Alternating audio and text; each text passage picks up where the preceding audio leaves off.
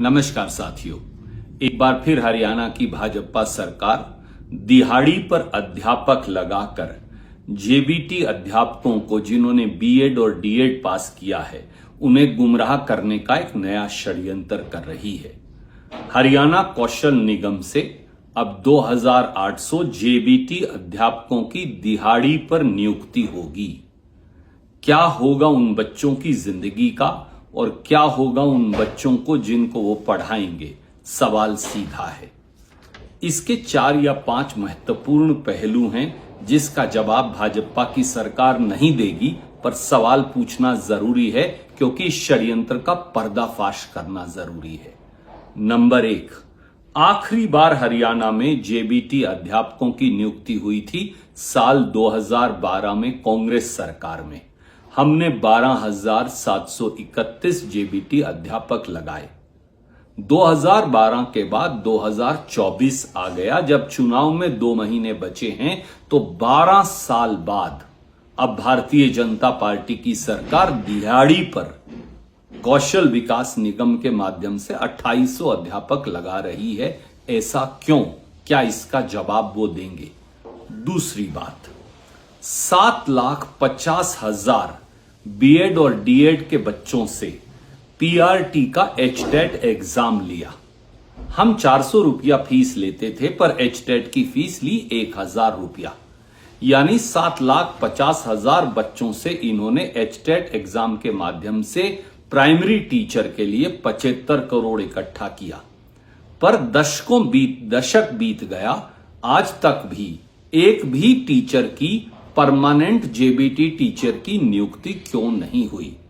12 साल से JBT teacher क्यों नहीं लगाए गए?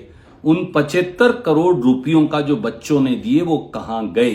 क्या इसका कोई जवाब बीजेपी के पास है?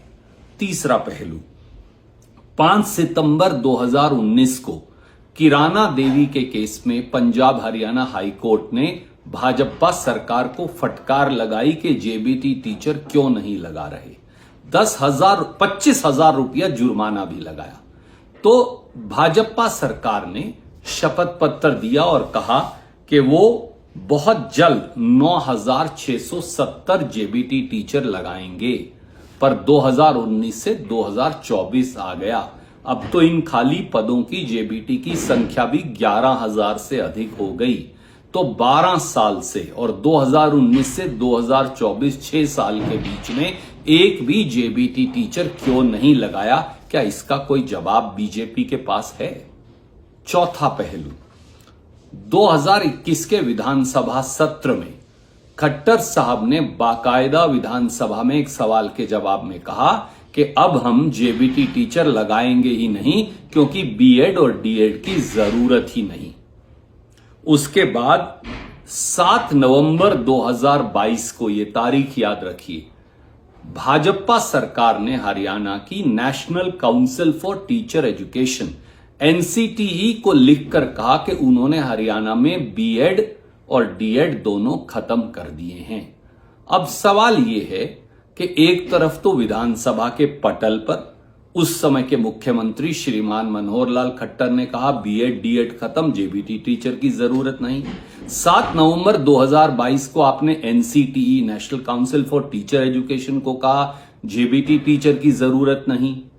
तो अब क्या बच्चों का बेवकूफ बनाने के लिए 2800 जेबीटी टीचर की पोस्ट कौशल विकास निगम के माध्यम से निकाली हैं? क्या इसका कोई जवाब मुख्यमंत्री और भाजपा सरकार देगी? क्या सच है और क्या झूठ है?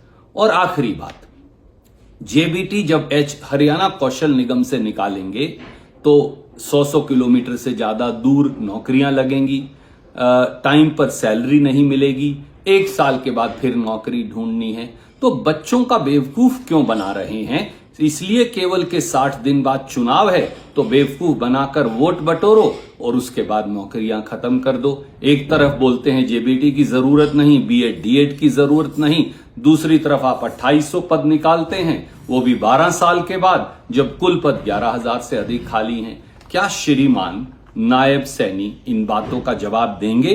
क्या बीजेपी की सरकार इन बातों का जवाब देगी? जेबीटी बच्चों का, बीएड और डीएड पास बच्चों का आप बेवकूफ बनाने का षड्यंत्र क्यों कर रहे हैं और दिहाड़ी के अध्यापक किस प्रकार से अपनी जिंदगी जी पाएंगे और कैसे बच्चों को पढ़ा पाएंगे, बढ़ा पाएंगे, इन सब बातों का जवाब हरियाणा की बीजेपी सरकार को देना होगा। जय हिंद, धन्यवाद।